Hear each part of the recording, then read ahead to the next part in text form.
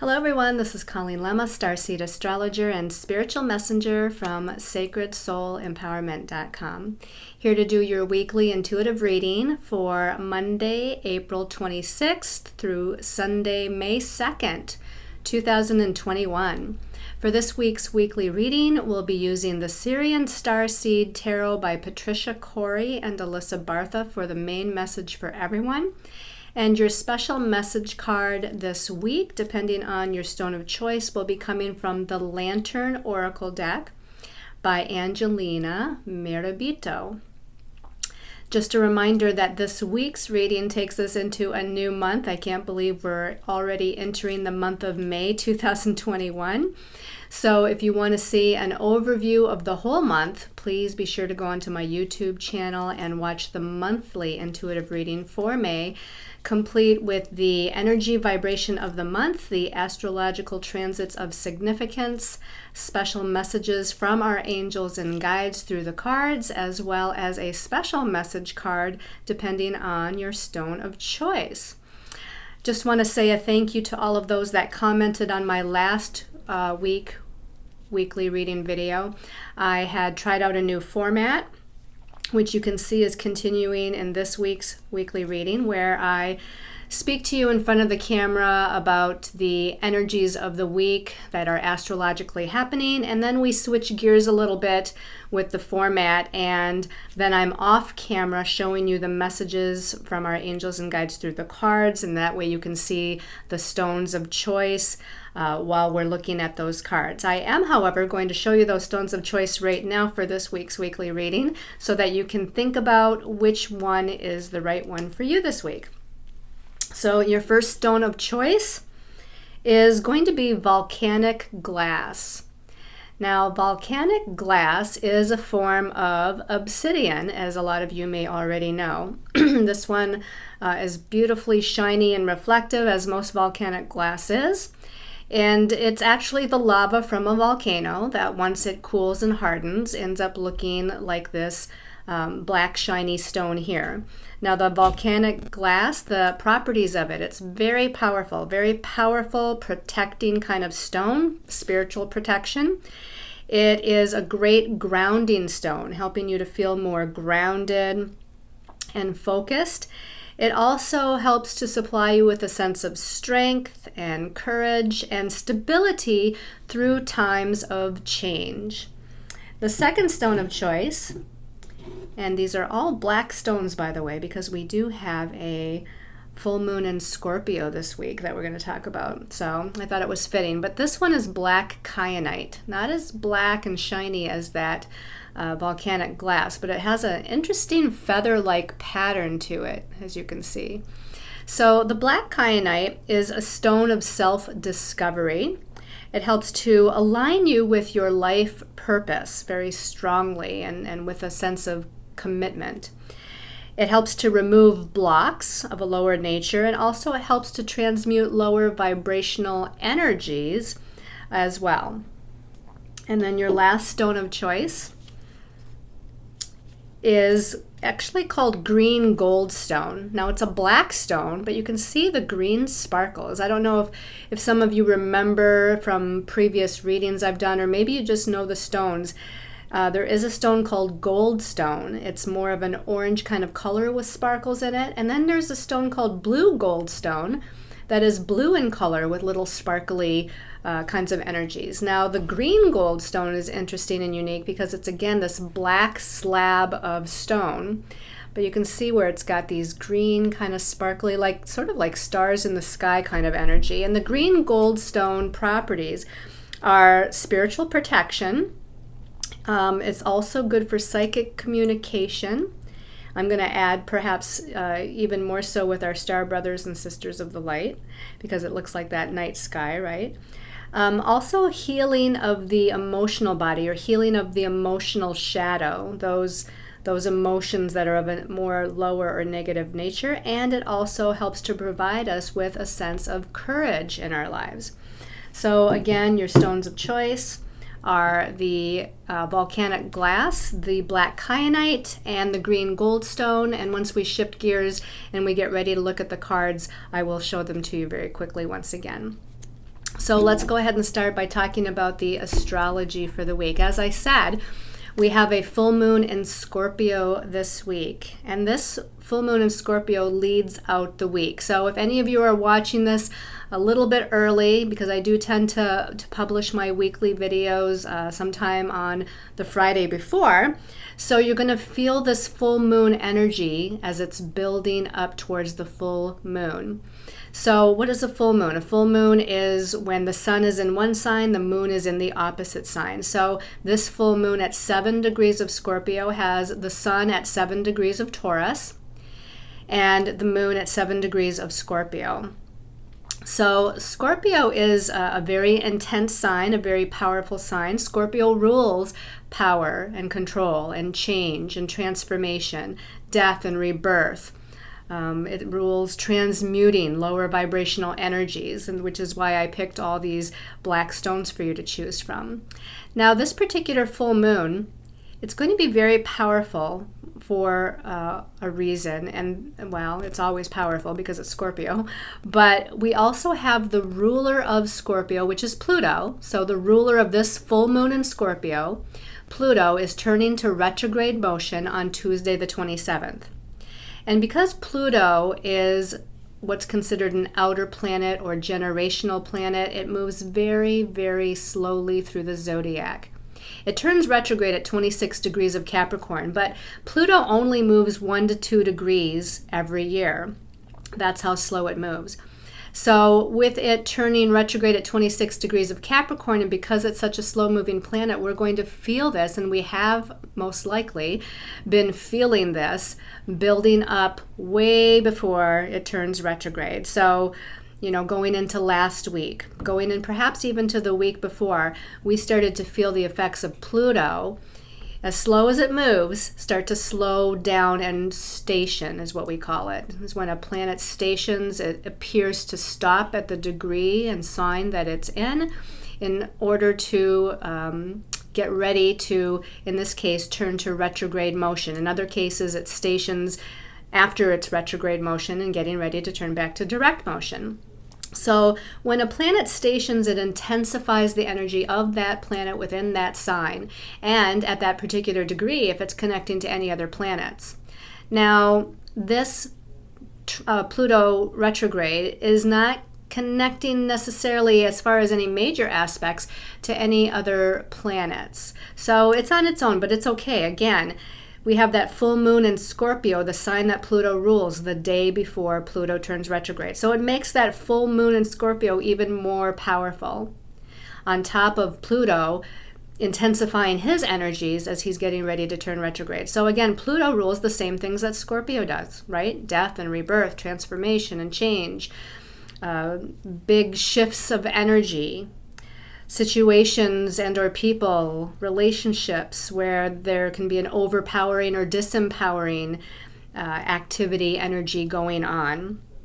Pluto is here to help us to empower ourselves, to take back our power, to allow transformation in our lives. It's part of our evolution and growth for this transformation to take place. It is about death and rebirth, but we're always going through cycles of death and rebirth. Nature goes through cycles of death and rebirth. The earth goes through cycles of death and rebirth. We go through cycles of death and rebirth, and not just when we transition from this third-dimensional reality into other planes of reality when we pass over, but we transform continually in our lives with a death and rebirth process, endings and new beginnings, letting go, releasing, rising above, like the phoenix rising from the ashes, and getting ready to rebirth ourselves or rebirth our lives. So this is going to be something that we're going to feel for probably quite some time. It's the beginning phases of understanding what this full moon in Scorpio and this Pluto turning retrograde is about.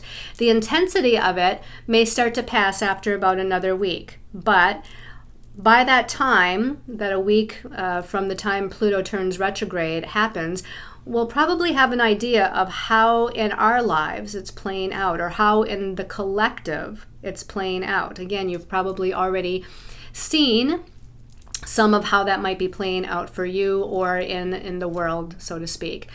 Now, the rest of the week seems a little bit easier. I guess I do want to mention, too, that the full moon in Scorpio at 7 degrees is going to be in a positive connection to Mars. Mars is the warrior energy, but this positive connection is a trine energy to Mars at around that degree in the sign of Cancer. So this is another water sign. So I do want to say this, too, is our psychic abilities, especially those of clairsentience, probably all of our intuitive abilities, but clear feeling, because where Mars is in Cancer connecting to this full moon in Scorpio, this energy is about feeling certain vibrations. We might not necessarily see. We could potentially hear. Now, if you have those gifts anyway, those will be strengthened for you as well. But you're going to find, for those of you that don't feel like, or you're not connected to your psychic gifts, and we all have psychic gifts, okay, realize that. It's just some of us have maybe fine-tuned them a little bit more, opened ourselves up a little bit more to be able to utilize them. But we all have those psychic gifts. But this full moon is going to intensify our clairsentience and empathic abilities, because Mars in Cancer is going to be empathic and Scorpio feels energies. I also want to say, because Mars is in Cancer with this full moon, that there might be more focus on home and family matters. There's more energy put towards things to do with family, children, parents, home, property, where we live, etc., with that Mars in Cancer energizing that area of our lives as well. And of course, we have a lot of planets in Taurus, and the rest of the week we're going to talk about that here in a minute, but we have Mercury in Taurus, we have the Sun in Taurus, we have Venus in Taurus.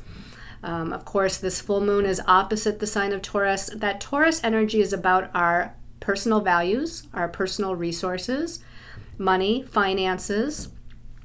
And I think that this full moon in Scorpio, because Scorpio being the opposite of Taurus is also a money sign, there might be some things happening this week that brings in our financial resources, those of a personal nature, those that we share with our partner or with other people, those that come from outside of us to us, gifts, blessings, support, whether that be monetary support or other types of support. These are things that are also going to be highlighted. So on to the rest of the week. Thursday, Mercury, which rules our thoughts, our perceptions, and our communications, is in a positive sextile aspect to Neptune. So there can be an opportunity here for some magical networking or magical communication, or a magical manifestation of something to do with resources. Our ideas may be coming into manifestation in some way, shape, or form magically, but we have to see the opportunity and we have to take some sort of action on it. Maybe we need to make that phone call, send that email, put out the vibe to that person that we want to connect with. And it doesn't always have to be with somebody else, but we have to take some sort of action here for this opportunity to unfold. On Friday the 30th, we have the Sun in Taurus connecting with Uranus, which is also in Taurus. So Uranus is the great awakener, the planet of sudden and unexpected redirection and change. It's kind of this planet that really shifts our reality like a lightning bolt, very suddenly, very quickly, kind of in a shocking way sometimes. But with Uranus being in the Earth sign of Taurus, and it spends 7 years in a sign, so it's going to be there a while, it kind of subdues that shocking quality of Uranus a little bit. But the Sun is going to connect with Uranus on Friday. It's going to highlight this energy. Again, this Taurus energy deals with our values and our personal resources. What we're doing as far as working towards our goals very patiently, very diligently, in a persistent and determined manner. But the Sun highlighting this Taurus energy in that with that planet Uranus could bring something sudden and unexpected. A sudden and unexpected surprise of some sort could come in. On Sunday, May 2nd, to end out the week, we have Mercury still in Taurus again. It's going to be in a positive connection to Pluto. Now remember, Pluto just went retrograde, so it's sort of at that stationary standstill place. It's not moved a whole lot in the last few days. So it's going to magnify this energy connection. It's going to magnify that Mercury and Taurus energy, which again is all about our thoughts, our perceptions, our ideas, and our communications. And it's all surrounding that energy of Taurus, which again is our money, our values, our resources, etc. Okay? It's also about how we value ourselves and how worthy and deserving we feel. So we might need to work on some self-worth, self-value things, especially because it's connecting with Pluto. This is about us empowering our thoughts, empowering our own perceptions, empowering our self-communication so that we do value ourselves, so that we understand how worthy and deserving we are.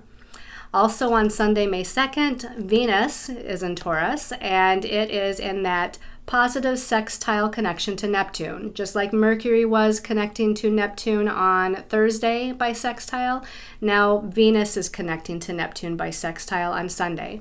Again, this is an opportunity. Venus is known as a planet of blessings. Neptune is this very magical ruler of the spiritual realm. So I feel like there could be some positive things coming about as we kind of complete this week on Sunday with that Mercury trining Pluto, if we empower ourselves or take back our power, and with Venus connecting to Neptune, where if we see the beauty in life or see the beauty in ourselves, because Venus is about beauty, if we see that beauty and we visualize magic, which is Neptune, then we can kind of create this opportunity to where magic happens. So, is there anything else we have to talk about before we shift gears? I don't think so. So, we're going to shift our perspective here, and we're going to show you what the messages from our angels and guides are. Okay, and let's remind everybody what your stones of choice are for this weekly reading. That first stone of choice again was that volcanic glass. Your second stone of choice was that feathery looking black kyanite.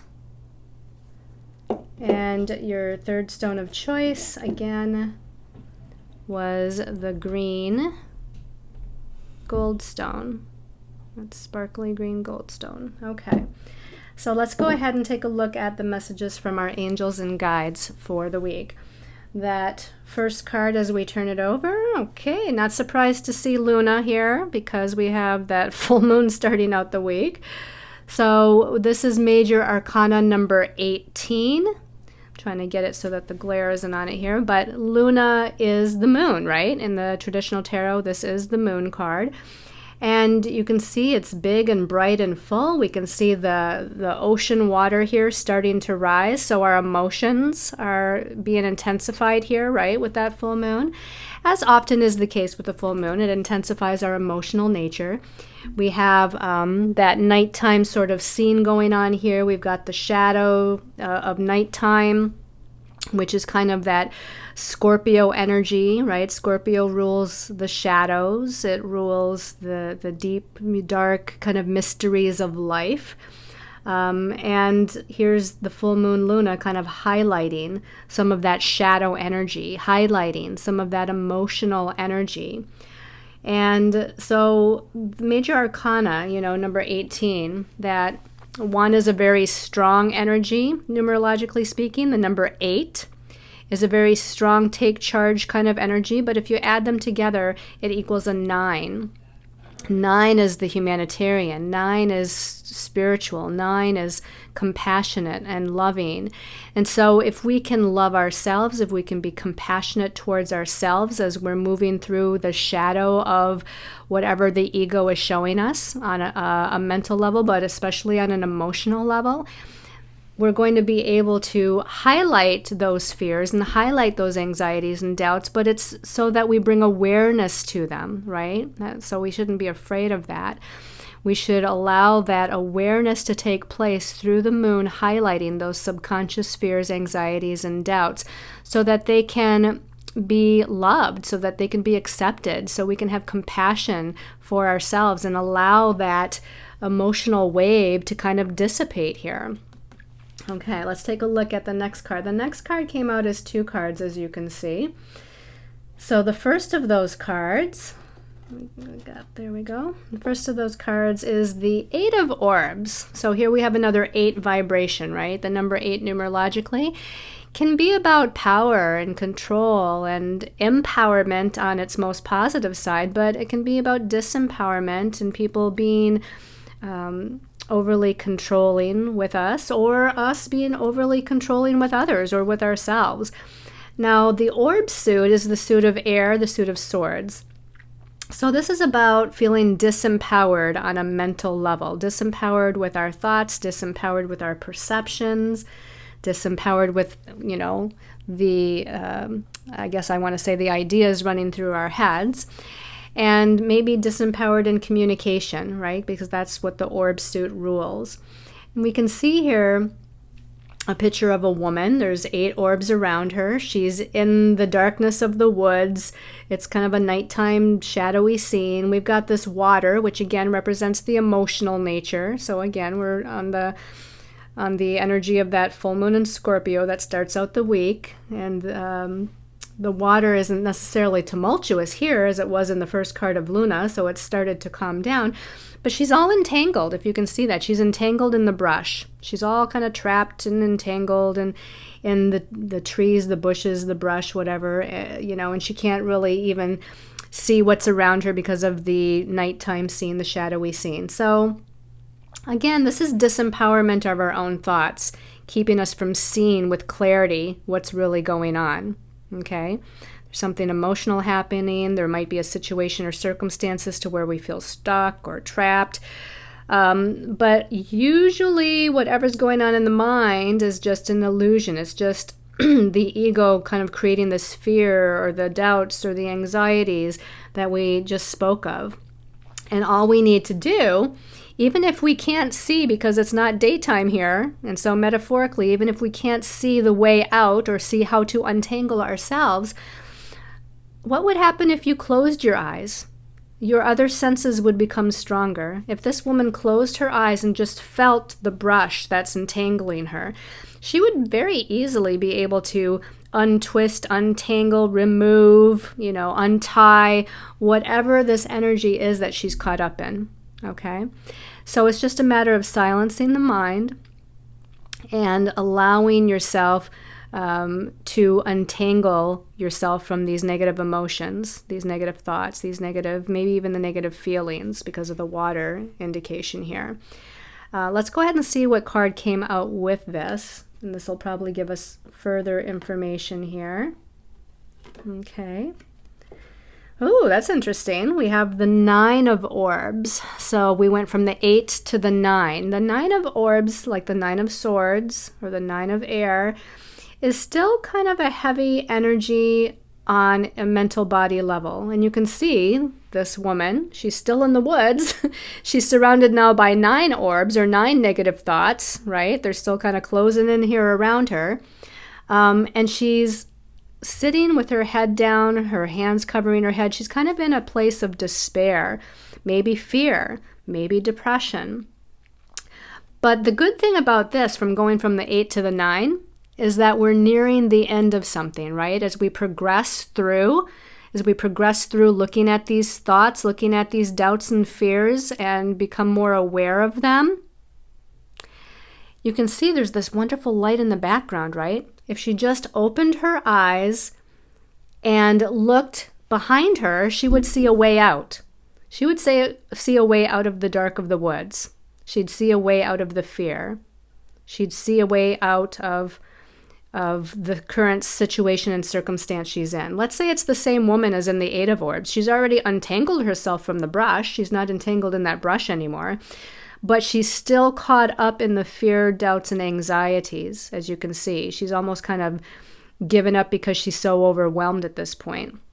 But if she just stood up and realized the positive place that she's in by having freed herself from that tangled brush or these negative thoughts or these negative perceptions, if she stood up and turned around, she would see the way out. She would see the light shining through the trees. She would see the path back to being centered. This is the universe back here. Our angels, guides, our higher self, the universe, showing us the way out this kind of darkness or depression, or, the illusion of the fear. So I like the progression that we've gone through here from the 8 to the 9. So just realize that there is kind of light ahead, basically, but you have to look for it, right? So, sort of like those astrological opportunities we talked of. If you don't recognize the opportunity, you can't take action on the opportunity. So you have to get up and take some sort of action. In this case, stand up, turn around, and see that light behind you. Let's see how the week ends here this week. Ooh, this looks like a bright card, doesn't it? This is the Two of Flames. This is like the Two of Fire, the Two of Rods. If you look, do you see what's in the image in the background? We have the planet Earth. We've got two torches with flames on them lighting the way equally. And this is for the planet too. This is for us personally, but this is on a planetary level. So whatever this full moon and the Pluto retrograde is all about, something's going to, towards the end of the week, it's going to light our way back home. And look at this image in the background. Can you see that? It might just look like, discoloration in the universe or clouds in the sky, but can you see that that's actually a woman's face? This is the nose. These are the two eyes. This is kind of the divine feminine to me. The divine feminine, the great mother. And here we have great mother Earth Gaia, right? So the divine feminine with feminine Gaia, that feminine energy basically is lighting the way. If you think about this being the number 2 even, right? In numerology, the number 1 is a masculine number. The number 2 is more of a feminine number. It brings in that balance of, one and the other, the masculine and the feminine. So now we have the balance between the masculine and the feminine coming in towards the end of the week. We also have choices. This might be about a choice or a decision to be made, but know that you've got this great feminine goddess energy lighting the way, or there as a guide, there as a magical influence, if you will. This is the heavens, this is the stars, this is the universe. To me, this is the divine feminine and her magical influence, her love, her care, her compassion, her nurturing, her healing. That's what the divine feminine rules. And here it is, coming in for us, coming in for the earth, both the earth as, Mother Nature and the earth needing healing, but the earth also as the collective of us, humanity on the earth. This divine feminine energy is here to help. And it's part of God's source energy, right? God is both the masculine and the feminine, right? There's the divine masculine and the divine feminine. This is just highlighting to me, because it looks to me like a woman's face if you look really closely at the eyes, and I don't know how well you can see it on camera, but this to me looks like the divine feminine. So kind of come back into balance at the end of the week. The flames, the fire, the rods is also, it's spiritual energy. It's the spiritual realm. It's creative energy. It's inspirational energy. And again, there's something lighting the way towards our truth, something lighting the way for us on our path, something lighting the way towards making positive decisions for ourselves and moving us all forward as a collective of humanity. So let's see what the special messages are depending on your stones of choice for the week. Okay, so those of you that chose the volcanic glass. So shuffling, I haven't used this deck in a weekly reading or even a monthly reading for a while. So this is the Lantern Oracle deck. I gotta stop talking here and just tune in for a minute. Volcanic glass, people, special message for volcanic glass. This one's calling my attention here. And this says accountability. Accountability. It says responsibility is a gift of love to yourself and others. She's got a basket of rocks on her back, so it sort of reminds me of that 8 and 9 of orbs, right? To where we're feeling kind of overburdened or disempowered in some way. She doesn't look disempowered necessarily. She looks like she's pretty strong, confident, and able to carry that basket of rocks on her back. But the point is why is she carrying the basket of rocks? And then there's a sign ahead of her, and you can see there's all these different directions she could go, right?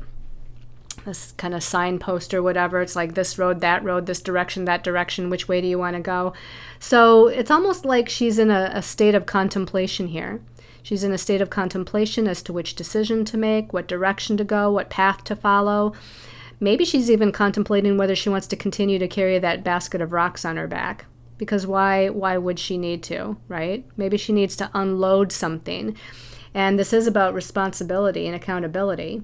So you can be responsible for yourself, and you should be responsible for yourself. Responsible for your actions, responsible for your decisions, responsible for your thought processes, even your belief systems.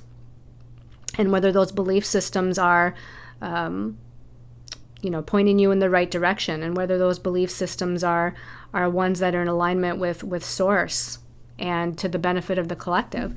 But do you need to be responsible for everyone else around you, the world, what they're saying, what they're doing, what their choices are?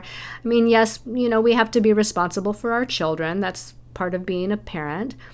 But we don't have to take on other people's stuff. We don't have to take on other people's fears or other people's challenges or other people's I don't know if I want to say wrong, because there's really no right or wrong, but decisions that they've made for themselves in their lives that maybe aren't the best decisions or that haven't led them in the best possible way.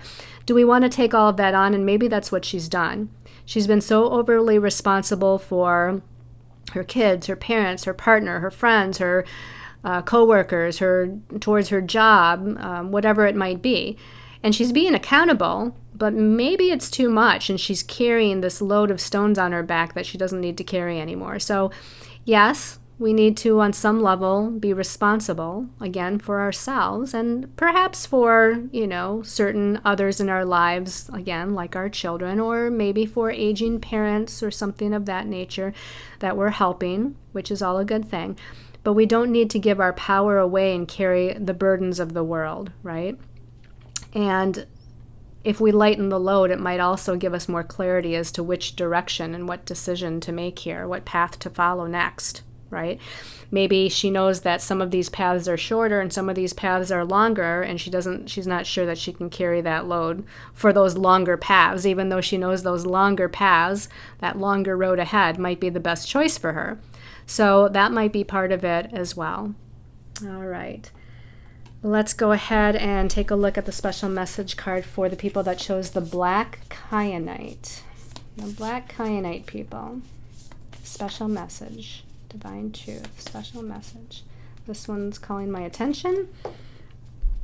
And it says, radical self-love.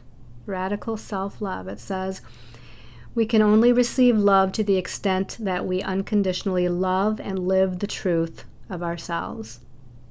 We can only receive love to the extent that we unconditionally love and live the truth of ourselves. Radical self-love. So sort of has a similar message in a way as the first card, where again, we must love ourselves, respect ourselves, have compassion for ourselves. We must forgive ourselves. We must have that self-love for ourselves. We must live our truth, right? And we can only receive back from others the love that we put out, right? Those of you might be looking for a partner in your lives, or maybe even just friendship or family members where there might be some difficulty or challenges right now. We can only receive back the energy that we're willing to give out or put out. If we have a wall around us, if we have fears, if we have anger, that energy is being projected out in some way, shape, or form. If we're holding it, it's within us, and other people can pick it up because other people are intuitive too. And we're only going to attract what it is that we're giving out. So we must pay attention to and love ourselves. And this has so much to do with that Taurus energy. As I said, we've got the Sun in Taurus, Mercury in Taurus, Venus is in Taurus, even Uranus is in Taurus. And that Taurus energy is about valuing yourself. It's about knowing that you're worthy and deserving of what it is that you desire in life. And so we must have to, this week, if you picked the Black Kyanite, perhaps start to contemplate, do I value myself? Do I value my time? Do I value my gifts? Do I value who I am? Do I value what I do? and learn to start to really love yourself and also be receptive. That's part of it too. If someone wants to give us their time, their love, their attention, a compliment, we have to be open to receiving it because that's part of loving ourselves too, right? Okay. Wonderful. She's holding on to the world too. We've got a lot of planetary energy in a lot of these cards this week. So there's something I feel like happening on a planetary worldwide level here. Either it's happening already or it's coming up, or both.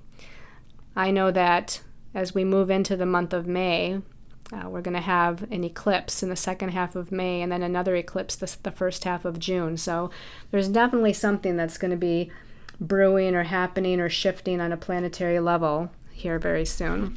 All right, so those of you that chose the green spectralite, right? No, I mean green. Why did I call it spectralite? At first I thought it was spectralite, but it's green goldstone. Okay. So the green goldstone, special message for the green goldstone. This one caught my eye when I opened my eyes. Ooh, look at that. It's like, here she's pregnant. It's like, Earth Mother Gaia here. Creative power. Creative power. Release your alchemical energy into the world. Release your alchemical energy into the world.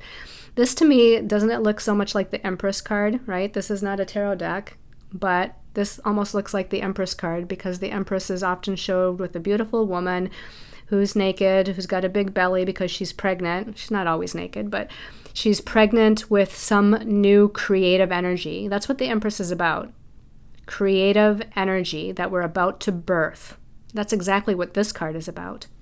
Look at that, the creative spiral of energy here going on. It starts on her belly, right? The creative spiral of energy, and it's spiraling out and spiraling around her. Now, some of you, maybe you're getting ready to give birth to a new job, a new place to live, a new family member, maybe a new baby or grandbaby's coming in. Maybe you're getting ready to birth a new project, there's something new, and maybe it's just the birth of a new idea, a new thought, a new perception, a new way of seeing something or believing in something. Maybe it's a new way of believing in yourself, but there's something new being birthed, and know that this is creative power. Again, this is feminine power, right? Females are the ones that give birth, right? We're the creative feminine power. So this is definitely feminine energy again, the divine feminine. Remember, the divine masculine is leadership, take charge, take action, make things happen. And it can be in a very good and positive way. But the divine feminine is allowing and receptive and intuitive and empathic and creative, nurturing, loving. And so those are the qualities. The qualities of the divine feminine are what you want to put out, what you want to foster here. And if you're getting ready to birth something new, this is an indication that you're on the right path, that it's time. It's time to birth that something new. You're getting close, okay? And I would suspect it's going to be between now and the end of eclipse season, which is mid-June. So, and I don't know when the next Mercury retrograde comes in, but it's probably within that time period too. So you might want to take a look at that astrologically. If this is a brand new project, might want to look at the Mercury retrograde thing. But definitely, but we always have to just surrender to divine timing, right? Surrender to divine timing. It is going to be what it is. The universe is going to, help you decide when it's going to be birthed and when you're going to create something new. So this is an exciting, beautiful card, and they all are. I mean, it's actually, a great message and ending with the Two of Flames. So again, thank you all for the wonderful comments you gave me on the last weekly video supporting this new format. I'm creating and getting ready to birth something new too. It's not quite out there yet, but I think within that time period of the next month or so, it should be, give or take. It's going to be a whole new line of brand new products. I'm also right now having an upgrade on my website. So those of you that have tried to go on there, if you're trying to book readings or healing sessions with me or purchase classes or lecture links, you might have had some trouble recently, but that's being worked out. It's going to have a similar look to my other website, but it's going to have a brand new way of ease of working. So my special intention pendants will be on there. The new products very soon will be launched on there. Again, you can find my readings, healings. I'm doing some classes and workshops. Some of them are going to be pre-recorded. Eventually, all of them will be pre-recorded for all of you to be able to partake in and purchase. So thank you for all of you that have subscribed to the channel and commented on my videos and followed me on Facebook and gotten readings from me. Thank you to all of you that have left me Google reviews or Trustpilot reviews. Those really, really help. Thank you for your love, and I send you all that love right back, a millionfold. Thank you so much, everyone. Sending you lots of love and light and many, many angel blessings.